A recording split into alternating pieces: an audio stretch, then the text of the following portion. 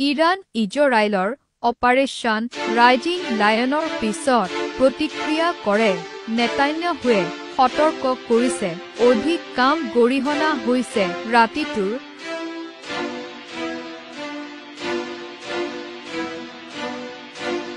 মিধা প্ৰান্তৰ উত্তেজনা হৈছে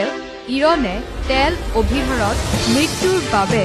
ইজৰাইলৰ আক্ৰমণৰ প্ৰতিবাদ হিচাপে আক্ৰমণ কৰিছে ইৰাণ আৰু ইজৰাইলৰ মাজত যুদ্ধ বিমানে একে আক্ৰমণ কৰে যেতিয়া ইজৰাইলই তাহাৰ আটাইটোৰ পৰা সৰ্ববৃহৎ আক্ৰমণ আৰম্ভ কৰিছিল